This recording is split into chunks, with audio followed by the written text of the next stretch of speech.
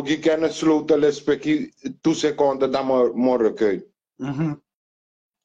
Kana maar takwa important story komi toen en altijd amalo foude. Aklari. Kapitein.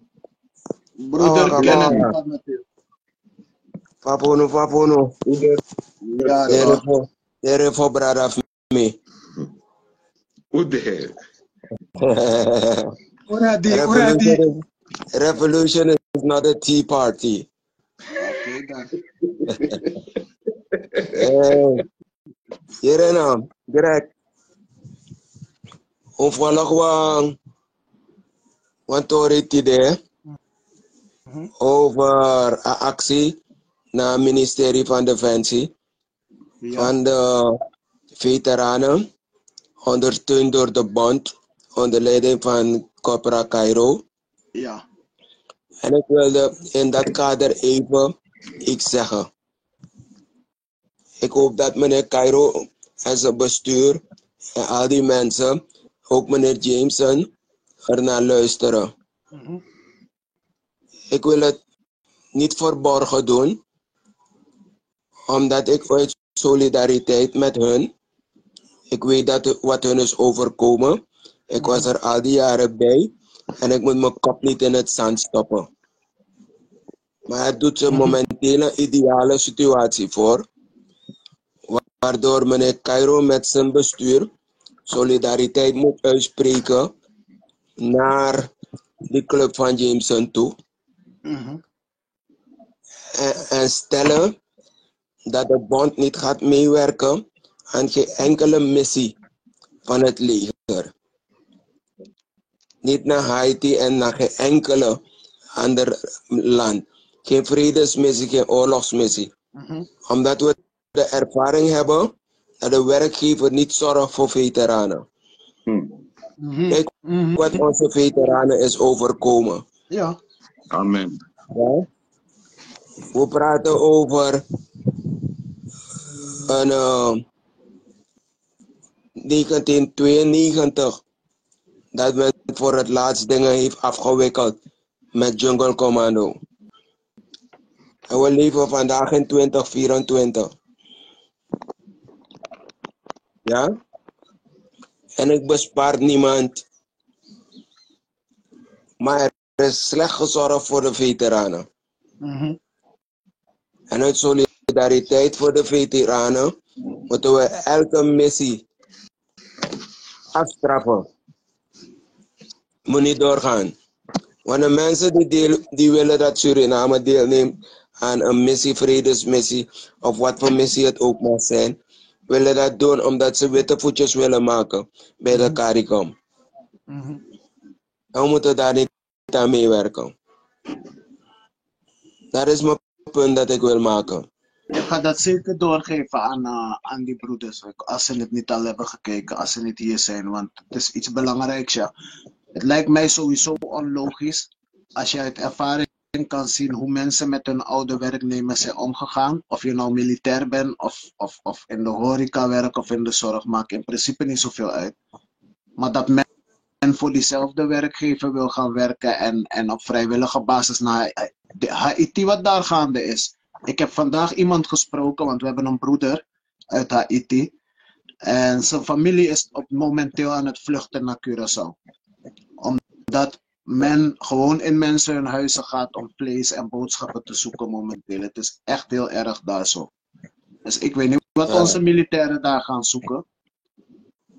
Als ze zelf hier in Suriname niet eens een bijdrage kunnen leveren, wat gaan ze daar doen? Toch? Ja. Ja, maar het heet dan weer dat ze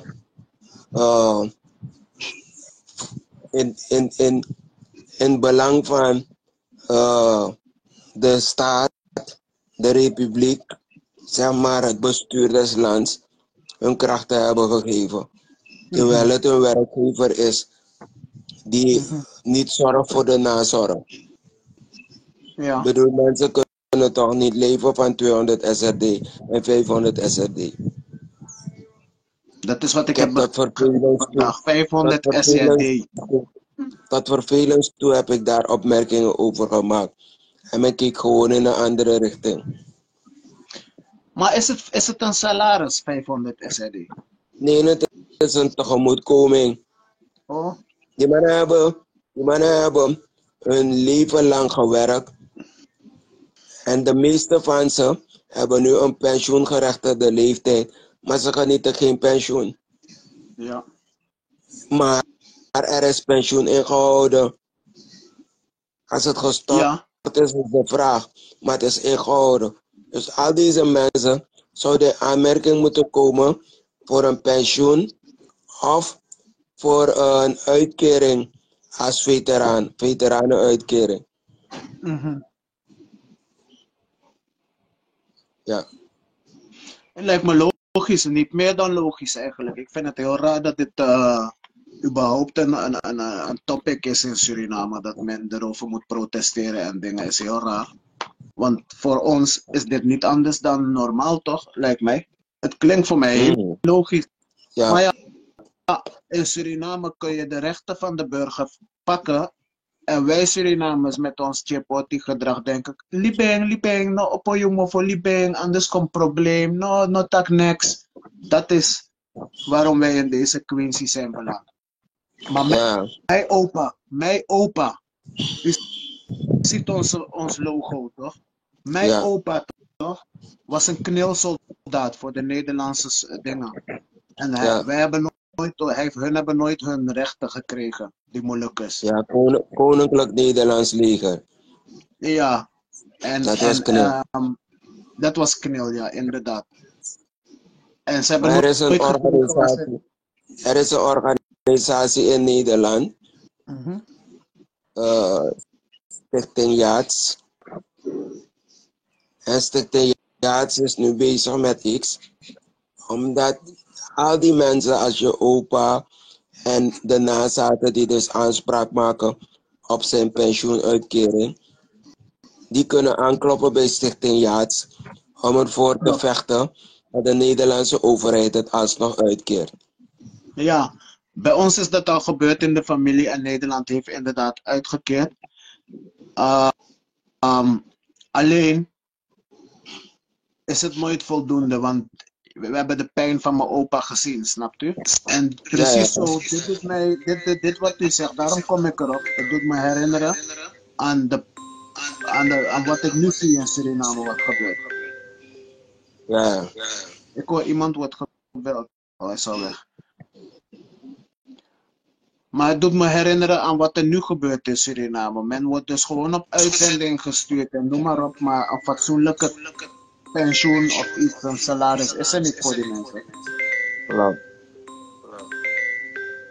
En dan moeten ze nu afdwingen. En de bond kan dat afdwingen gewoon uit solidariteit met die veteranen. Daar hebben ze een issue. Ja. Maar denkt u dat er nog meer issues nodig zijn, broeder Kenneth? Er zijn niet nog meer issues nodig. Een normaal verstandig denkend mensen gewoon. Er zullen nog meer issues nodig zijn. Maar laten we alvast hierop zitten. Er is een andere issue. Zoals ik eerder heb aangegeven. Dat het leger valt onder gewapende machten. En in de grondwet van 1987 was de positie van het leger verankerd als voorhoede van het volk van Suriname. Dat wil zeggen, het was een beschermingsfunctie. En Feliciani heeft die beschermingsfunctie vernietigd. Waardoor het leger teruggevallen is naar een instituut dat rietenschilden moet hanteren tegen het volk. Maar niet mag opkomen ter bescherming van het volk. En dat is een wezenlijke issue waar de bond op moet zitten. Vandaar dat ik eerder mijn opmerking maakte toen je me informeerde over die actie van de bond. Dat ze rekening houden met de strafbaarheid, et cetera. Ja, maar ze moeten het aanvechten toch? Want het is nooit aangevochten. Toen ik erover wilde praten in het leger, ben ik aangevallen geworden door collega's. Omdat ze het niet begrepen. Er waren in Abo, dat was omgedoopt tot Bomika, waren er 158 militairen. Waarvan een aantal beroepsmilitairen. En ze hebben onder leiding van de 16 de macht gegrepen in 1980. Ja? Nou, ik heb bij 5 jaar revolutie heb ik rondgelopen met de presentielijst van Bomika. Om met die collega's te praten. Van jongens, we zijn nu 5 jaar verder. En we zouden hier niet zijn wanneer wij de macht niet hadden gegrepen. Alles positief en negatief. Daar zijn wij voor verantwoordelijk. Realiseren jullie je dat? Nou, 85% van die jongens hebben aan mij gezegd, sloten moeten hem tapoeren. Ik heb niet daarom gevochten. Dat wil zeggen, die mensen hadden, en kennelijk bestaat het er nog, is het er nog, niet voldoende bewustzijn van de responsibility die ze op zich hadden genomen. We zien het ook aan de structuur van de mensen die daar komen. Het zijn meer mannetjes, haantjes die het stoer vinden om een gong te dragen en het gevoel van macht te hebben. Ja. Dan dat het mensen zijn die echt bekwaam zijn in hun vak. Je moet aan hun ideologische vorming werken. En dat wordt onvoldoende gedaan. Ja. De militairen van Suriname momenteel, die staan voor iets en ze weten zelf nog niet eens wat en waarom ze daarvoor staan. Klopt. Toch? Dus ze zijn eigenlijk gewoon echt de laagste tree puppets op dit moment. Want tegelijkertijd worden ze ingezet, begrijpen ze niet hoe belangrijk ze zijn. Op dit moment kunnen we eigenlijk stellen dat het leger meer macht heeft dan de president. Want de president rekent op het leger. Toch? Ja. Zonder het leger wil ik zien wat Cham gaat zeggen daar zo. En daarom hoop ik dat iedereen, het hele volk achter die militairen, ex-militairen staat.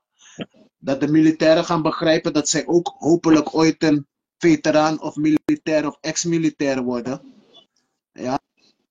En dat ze ook die zorg en diezelfde belangen nodig hebben als waar die militairen nu voor buiten zijn. Ja, maar ja, je zult het natuurlijk straks wel weer gaan zien dat ze weer zullen zeggen van ja, het zijn een groepje Bautisten die ophef proberen te maken, want dat is hun strategie. Wanneer we naar buiten komen, dan zijn we Bautisten of NDP'ers. Klopt.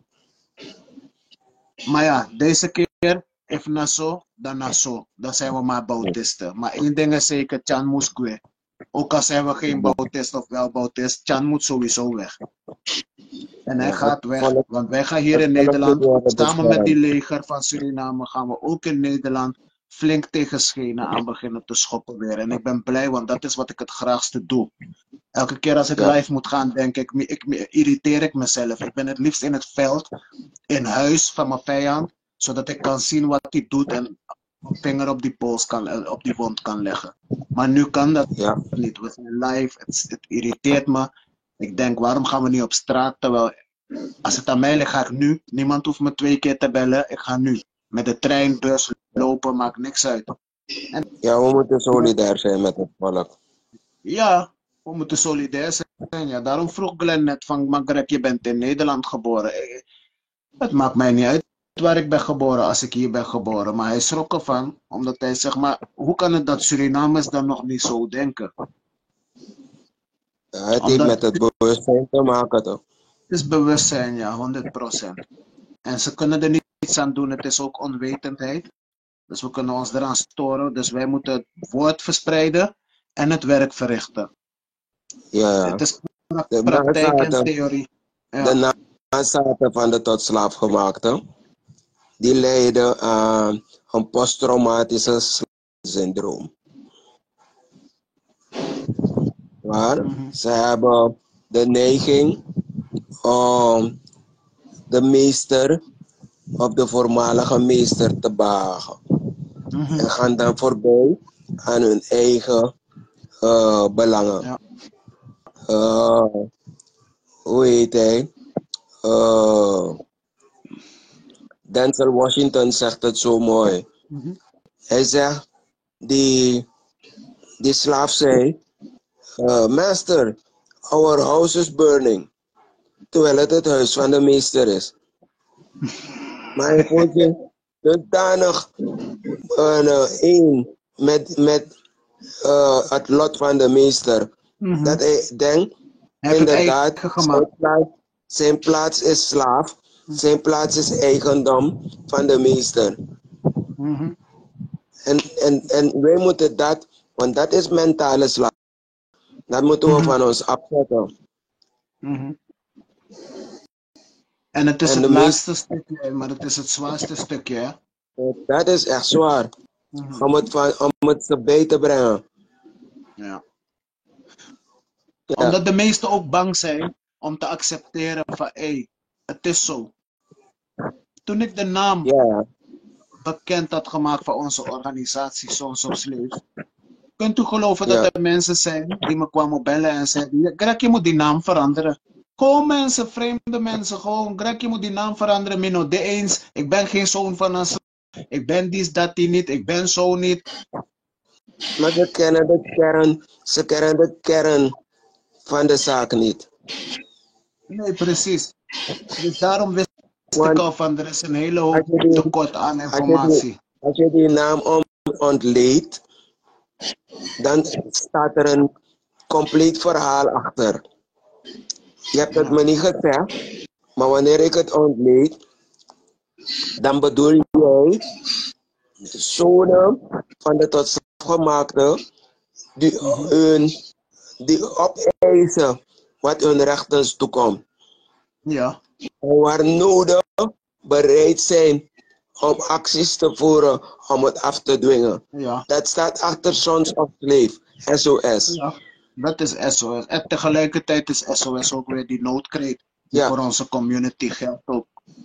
Ja. Dus iemand hoeft mij dat niet te zeggen, want ik heb voldoende bewustzijn om te begrijpen dat jullie dat bedoelen. Ja. En elke nazaat zou dat moeten ondersteunen.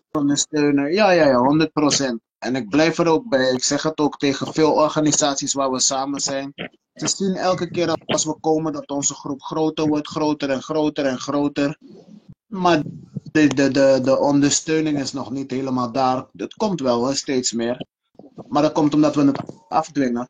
Want de ondersteuning komt niet echt lekker op gang vanuit de mensen zelf, omdat ze zeg maar echt voelen van hey, dit gaat ons allemaal aan. En daarom gaan we door, want dat moet wel op een dag gaan gebeuren en het gaat wel gebeuren.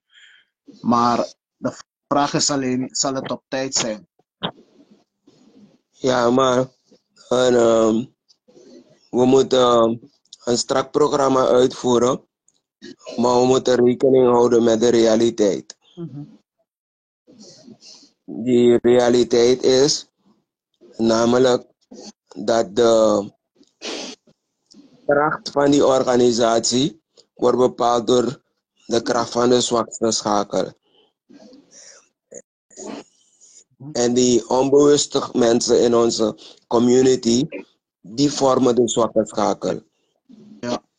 En ze kunnen makkelijk aan de andere kant opgaan. En wij zullen zijn wat we van onszelf hebben gemaakt. Dus wij moeten ervoor zorgen dat die organisatie versterkt wordt en dat we het bewustzijn bij de mensen brengen, zodat het kan worden opgepakt. En dat is die inhaalslag waar u het over heeft. Dat zou eigenlijk die ondersteuning moeten zijn, zodat we ons woord makkelijker, breder kunnen verspreiden. Ja. En Want wat mij betreft, ik heb het net al gezegd hoor, ik ben moe van, net als het in het leger, we zijn zo vaak op straat gegaan, voor elk ding, petities ingeleverd, dit, dat. Noem maar op. Het wordt gewoon weer tijd, het begint weer lekker weer te worden in Nederland en onze boys hebben er ook zin in. Ja, deze keer als er acties gaan komen, met het leger, met de dingen die in Suriname spelen, ja, we gaan niet stoppen. Mo abi onder de recule speki pasa sa kapasi boy. Maar if we want kan chant ja. Ik geef jullie een uur. Ja? Jullie mogen door. Je gaat een boete betalen hoor. Ik geef jullie een uur. Hij gaat een boete betalen. Hij is geen goede gastheer. Hij is geen goede gastheer, nee. Hij laat ons hier zonder drinken, zonder iets lekkers gewoon zitten praten in zijn lijf. Nee, maar Nospa. Maar het is dus erg belangrijk dat we gaan werken aan de ideologische vorming van de brothers en de zusters en de onkels en de aunts. Ja, wereldwijd, Ja. maar in het bijzonder Suriname. Ja. Ja, grandma's en grandpa's. Echt waar. In Suriname worden we blootgesteld aan het gevaar dat contractjes ons wegvagen en voor ons komen bepalen. Waardoor al onze belangen naar de achtergrond worden geschoven. Ja. Zelfs het land van de voorouders wordt verkocht of wordt voor een happenkras weggegeven. En we hebben geen enkele mogelijkheid om daartegen in het geweer te komen. Terwijl we moeten er alles aan doen om het te voorkomen. Al is het alleen maar voor behoud van het nageslacht. Broeder, als u zo gewoon die dingen, die punten op een rij zet, toch? En in samenhang met de situatie in Suriname, maar ook elders op de wereld, want overal waar Blakkamang zijn, is armoede een probleem.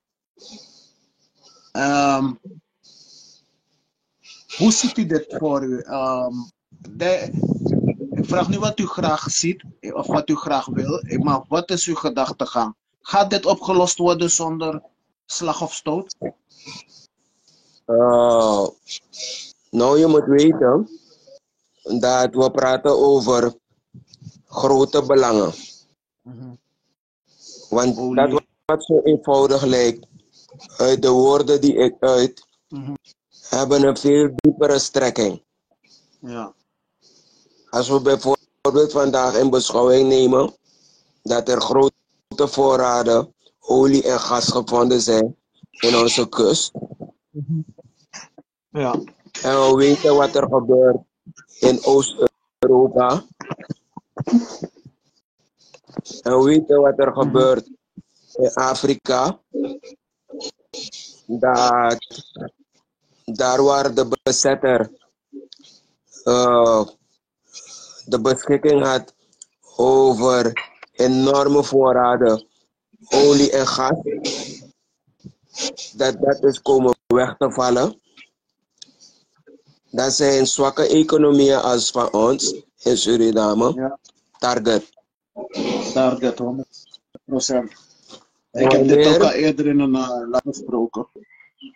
Ja, en wanneer Kenneth Sloten en Gregory Wijngaard mensen aansporen om zich te organiseren, om te kiezen voor nationale bevrijding, ontworsteling uit de koloniale juk, die greep die het Westen op ons heeft, dan zijn we target.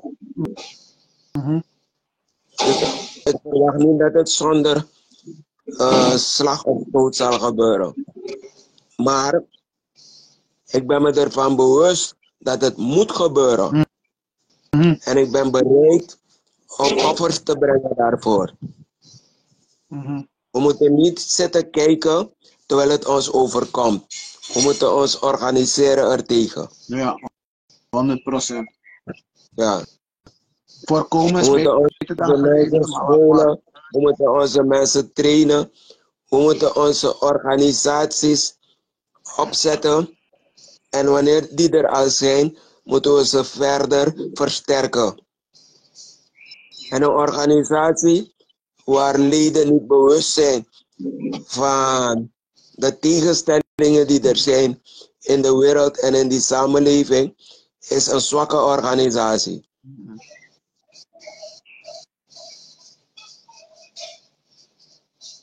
Mijn vraag me vaker als ik geen boek ga willen schrijven. Ik heb geen tijd ervoor, maar als iemand belangstelling heeft, kunnen ze elke dag bij me komen zitten voor een paar uurtjes en opnames maken en het gaan neerzetten op schrift. Dan mogen ze zelf een boek maken. Ja. U vertelt zoveel, er staat zoveel op internet. Ook googelen jullie broeder Kenneth Sloten zijn naam. Ook op YouTube. Ik weet, soms zit je op Facebook, dan vergeet je soms op YouTube, ga je eerder muziek luisteren, maar typ soms even wat andere dingen in. In plaats van Frenna of Kapalani, kunnen we ook even Kenneth Sloten of een belangrijke iets intypen, zodat we wat meer over dit soort dingen te weten komen. Bij ons in de organisatie is het verplicht om lezingen bij te wonen en zelf te gaan leren geven. Op een gegeven moment, weet je, dus voor de broeders.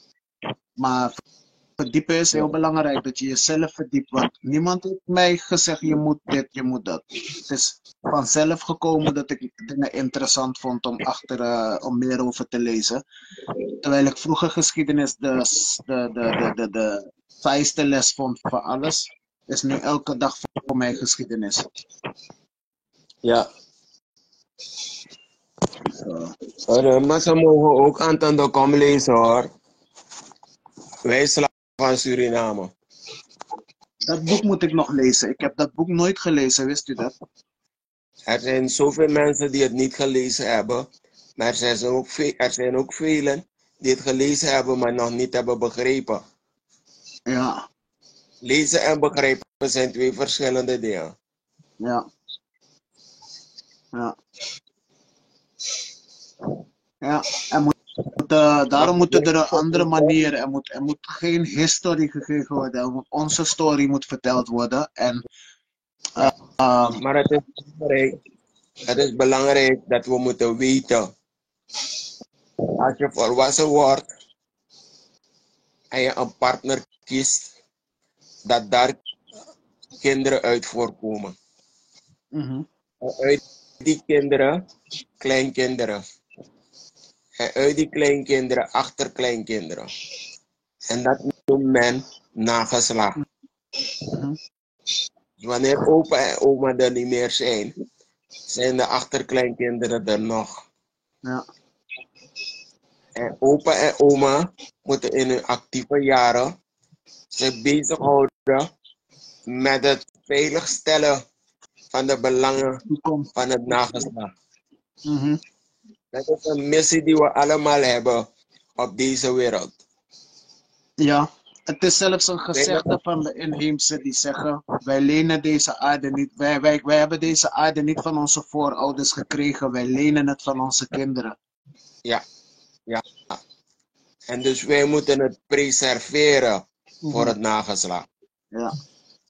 Het is vanuit die filosofie dat wij ons bewustzijn moeten opkrikken en ons moeten inzetten. Ik heb bijvoorbeeld gezegd, we nemen makkelijk in de mond, Suriname is een democratische rechtsstaat. Dat nemen we zo makkelijk in de mond.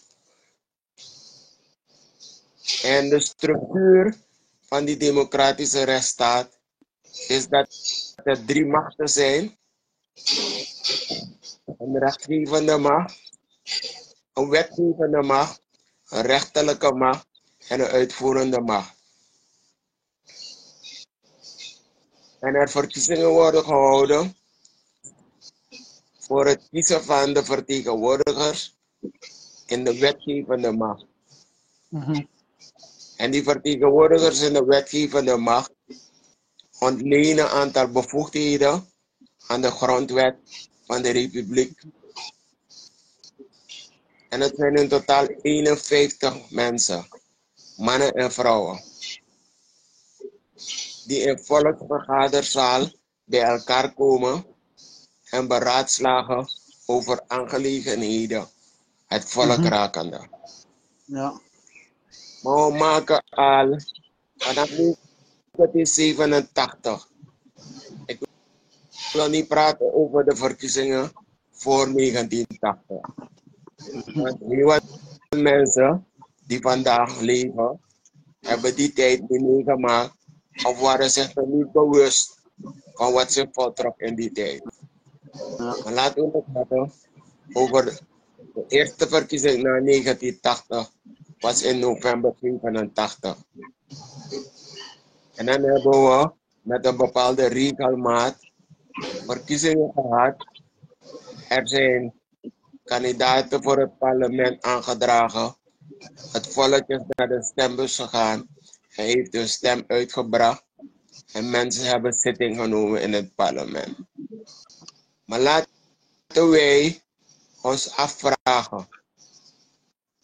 In die tijd, vanaf we een nationale assemblee hebben. We hebben eerst een benoemde nationale assemblee gehad in 1985. Dat onder leiding stond van Rick Aaron. En in 1987, na de aanname van de grondwet, die de benoemde nationale assemblee had opgesteld. En na de referendum gehouden, referendum daarvoor, is er verkiezing gehouden. En is er een assemblee conform de grondwet aangetreden. 51 leden. En in 1990 is de zittende president naar huis gestuurd. President Shankar, omdat hij zich als een joker gedroeg. En de militaire voortijdig naar huis gestuurd, toch? Ja, voortijdig. De militaire voorhoede vond het nodig om het volk te beschermen tegen de joker. En toen is er een verkiezing gehouden in 1991. En die verkiezing is gewonnen door het New Front.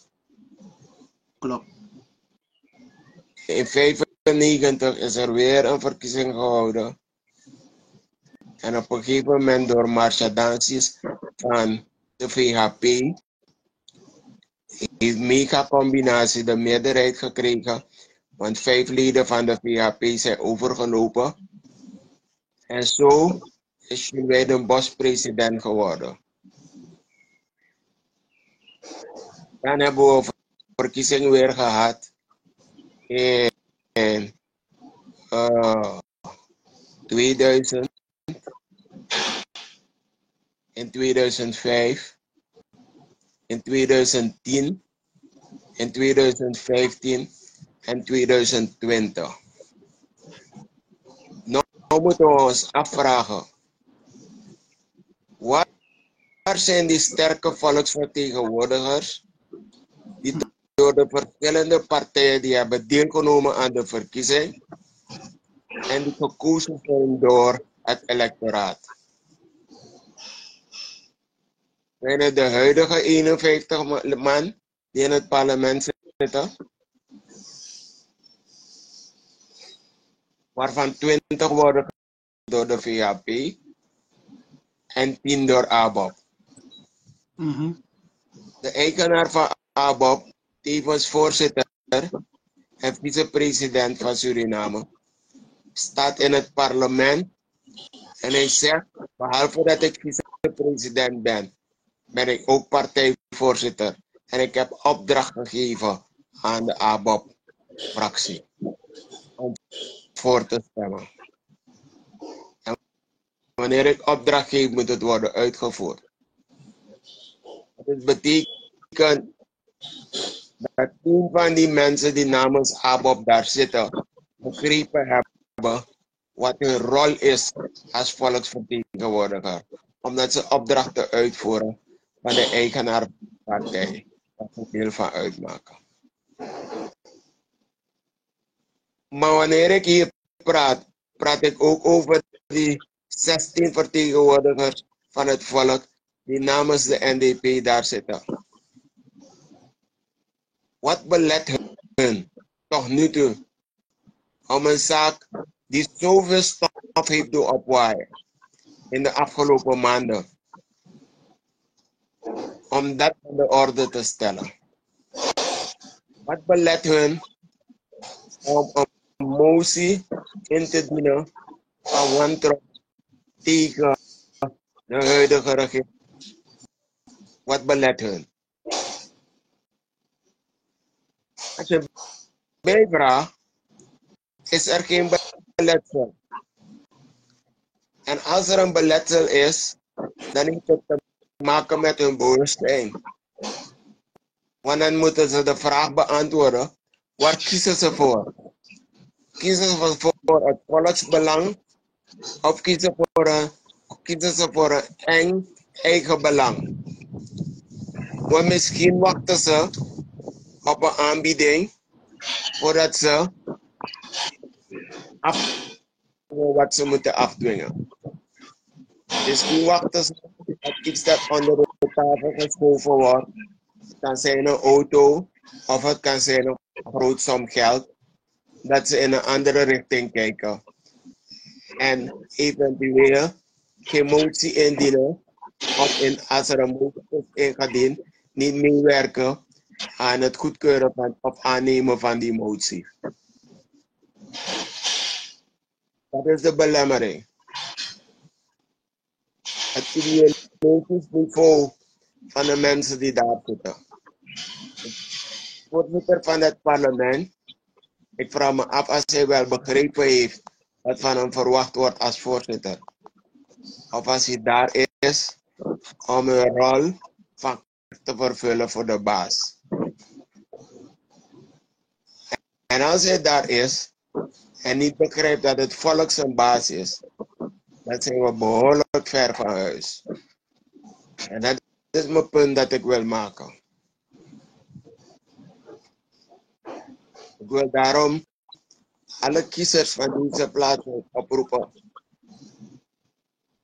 Heel binnenkort moet u weer naar de stembus.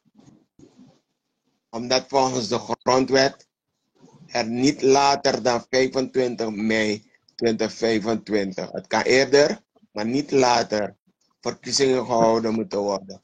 Algemene, vrije, geheime verkiezingen in het land. Dan worden er weer 51 leden gekozen voor het parlement, de Nationale Assemblée.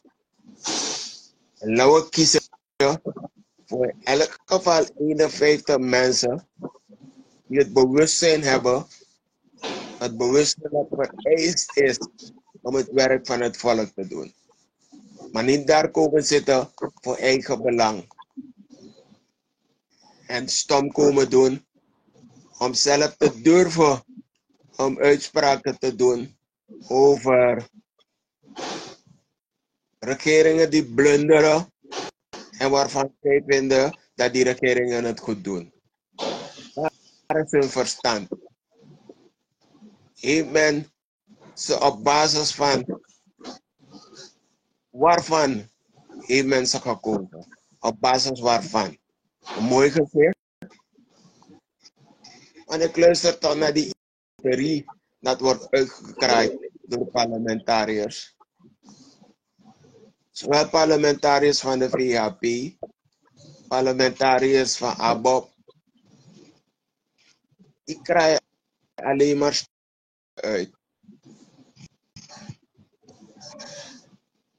Ik heb één horen zeggen dat deze president nog 15 jaar moet zitten.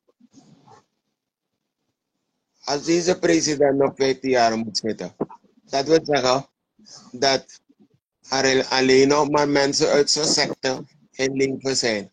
want de rest is uit. En hoe heeft die volksvertegenwoordiger dan begrepen dat hij daar de stem van het volk is? Want dat is niet wat het volk wil hebben. Het volk wil ontwikkeling hebben. Het volk wil bevrijd worden van koloniale juk. Het volk kan niet blijven accepteren en gedogen dat er rechters uit Nederland naar Suriname komen, die onze rechters voorlezen wat we moeten doen in ons gerechtshof. Er worden zelfs vonnissen geformuleerd door bejaarde Nederlandse rechters of bejaarde Nederlandse advocaten. Ik weet bijvoorbeeld dat meneer Spong in de tijd aangetrokken is door Surinaamse regeringen of door een Surinaamse regering om hier in het kader van 8 december adviezen te geven aan het Openbaar Ministerie. Zowel meneer Spong als de mensen die hem hebben aangetrokken hebben niet begrepen dat meneer Spong geen eerbare persoon is. Hij is geen eerbare figuur. Want zij zouden moeten weten, als ze meneer Spong zijn record checken, dan zouden ze toch moeten weten dat hij het land is uitgezet. Hij is Suriname uitgezet. En hij is Suriname niet uitgezet omdat hij zich bezighield met contra-revolutionaire activiteiten. Daar is hij later mee bezig geweest, nadat hij het land uitgezet was. Maar hij is het land uitgezet omdat hij als pedo jongens, minderjarige jongens, betaalde en misbruikte. En daardoor in opspraak is gekomen. Samen met een ander lid van het Openbaar Ministerie. En toen is hij het land uitgezet. In elk geval, hem is toen geadviseerd om het land te verlaten. En wanneer een regering dezezelfde figuur neemt om hier het Openbaar Ministerie te adviseren of van advies te voorzien, dan begrijp je al dat we een hele lange weg hebben. Of dat we behoorlijk diep gevallen zijn in het ravijn. En ik ben bang, omdat ik moet constateren dat we er nog niet uitgeklommen zijn. We zitten nog diep in het ravijn. We hebben nog niet eens de beschaafde wereld bereikt. Want hoe gedraagt het Openbaar Ministerie zich? Gedraagt het zich zoals het een Openbaar Ministerie betaamt in een democratische rechtsstaat? Of gedraagt het zich onpartijdig?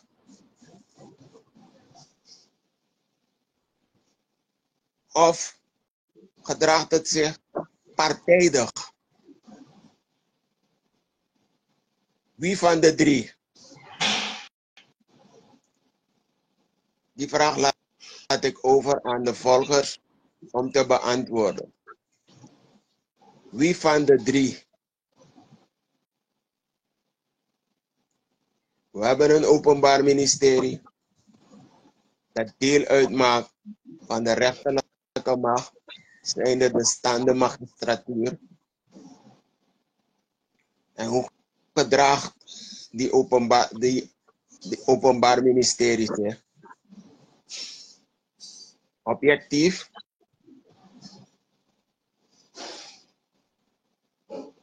of partijdig. En wanneer we het hebben over partijdigheid, hebben ze gekozen voor het volk, of hebben ze gekozen voor een politieke zetbaas?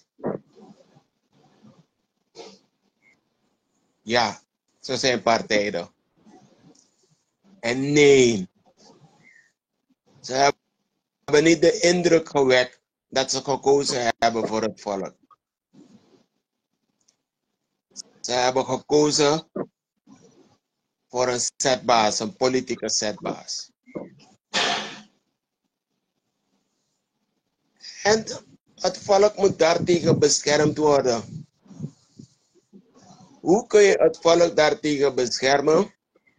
Met 51 vertegenwoordigers die het volksbelang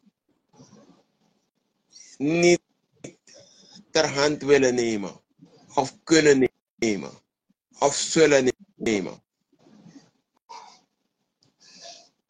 En omdat ze het bewustzijn niet hebben, of omdat ze gegijzeeld. En door die gijzeling niets anders mogen doen dan wat hun politieke zetbaas voorhoudt. Dat is waar we voor staan. En dat moeten wij als volk van Suriname en als burgers die verantwoordelijkheid dragen, want wij gaan naar de stembus, nageslacht nog niet, om een veilige haven voor het nageslacht achter te laten. En geen bankroete winkel. Maar een productief land. Een land dat is opgebouwd waarbij de natuurlijke rijkdommen van het land zijn aangewend om het land op te bouwen. Dat hebben wij tot tap. Dat moeten wij ons eigen maken. U moet u zelf beoordelen.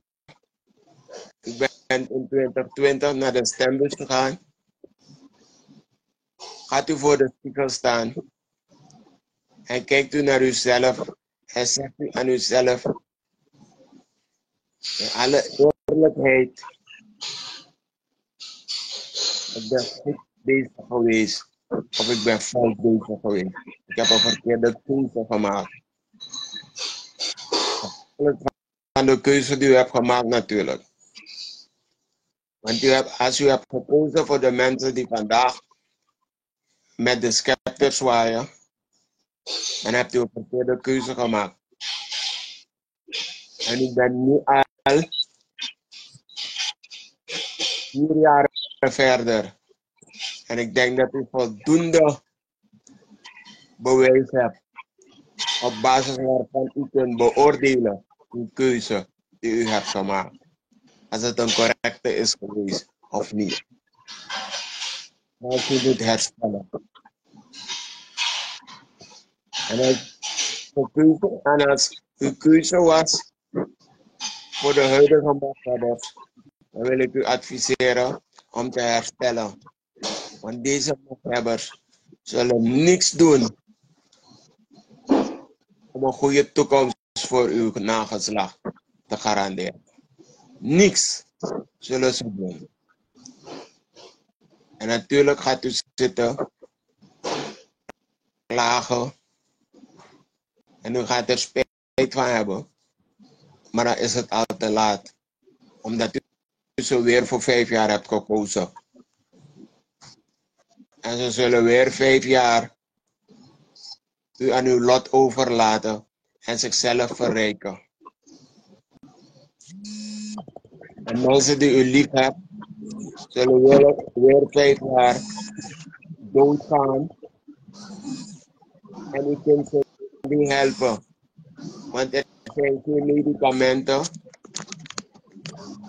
En een minister van Volksgezondheid zegt, er is geen geld. Terwijl diezelfde minister weet dat er wel geld is. Maar dat het geld een andere bestemming krijgt.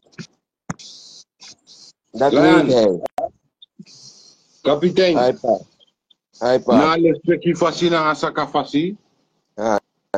Na bigi lespeki fasi. Wora mele jawan. Mi wande na lokasi jano no de. Atramak mi koti moko. Hai mi shit. Mi taki Taka grata ina direct. Mi shit taka ma koti moto ma mi be apo boskopo. Dus mi lancera boskopo. En mi shit taka aantal voor de volgers voor jou. De maniere a boskopo. En mi wan actie de voor prata boskopo gomoro fara. Omdat uno mag make de strip fout die u meki na laatste verkiezing moro. U moest denken den gram chinfono. Dat na mi boskopo bravo. Mi grand time. Mitaki grantangi isabi wo die mensen gaan ons vaak op beeld zien. Dit is een hinderlaag even aan het werk, maar toch is het doorgekomen, want je weet, je kan rekenen op je broeders toch? En dat is gebeurd. Ja toch. Ze ervaren mannen. Je gaat een boete betalen. No, boete nodig. Alles gaan ik komen. Ja? Ja, je gaat een boete betalen. Actie me vawaka. No spang. Maar we komen doorheen, ja? Ja, no probeer voor nak me puro. Je gaat een boete betalen. Ja, wij kan is ready. Lion toch? Ja, maar zeg ik heb ze arki. A lion sap de wetten voor a jungle. Want a lion na king of the jungle. True, maar zeg ik heb ze. Je lek lion vertoon zwakte. Dat entra lion en naki puru. En dan maar ekiri. Dat hij mij take you presi. Like lion. The king of the jungle. Lukuja. No enough, sorry me. Itoon zwakte. Is je? Plus, mino naki puru. Enough, sorry me. Itoon zwakte. Ja, you are no lion. No, give me so. Dus zeg ik heb ze. You're no lion, dat im soort dat you're no lion. Oké, mina lion, de godoro na boskopu da me clara fe, da me committee baka. No make banana boskopu voor tide. Want er al is dat we go baka. Omdat we moest geen gedoseerd. We moest geen tum si furu. Gedoseerd tum dweng. Zodat de smak aan grabu no po wango na nga den. Claro. Salute, Captain. Revolution is not a tea party. Yes. Lan salute ya. Meso salute. Wogwalembo. Badam.